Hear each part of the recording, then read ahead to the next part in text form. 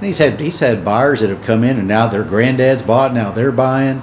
Yeah. And it's been pretty cool to watch some of those several multi-generation families come in Right, and exactly. continue to say, well, this is where we get our cattle, this is where we get our bulls, this is where we get, our heifers, or we get whatever. And, that makes you feel good that they have that kind of allegiance and loyalty to your herd, but that it really drives you to meet that standard or that expectation they have. So Yeah, the buyers are not only buyers, but they're really friends. I mean, Yeah, they get I've to be known them, friends, they really do. so many of them for years, and I don't know.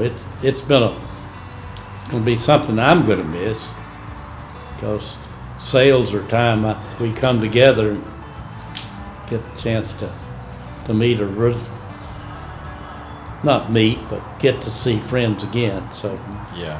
anyway, it's the cattle we sell are the best we have been able to raise, and it's also kind of cool to sell. You'll have tons of people come up. Did you know your dad operated on me? He operated on my aunt. He operated on my grandma. And you're like, really?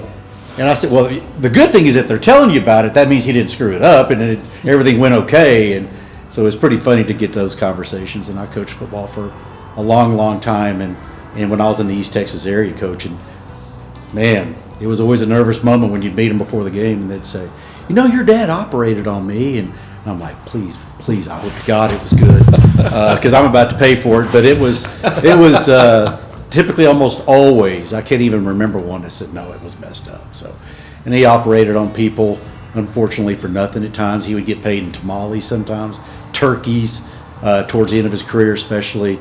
People that just needed help, Dad was there. All he wanted to do was ever help people. And that's a throwback. That's not the way it is with everybody now. Well, it still goes on today. My wife was in the hospital back in December, and I had my 7P jacket on and walked in there, and the guy said, you got a set, do you know them people out there? And I said, well, yeah, I off and on worked. I mean, I worked out there for how many years?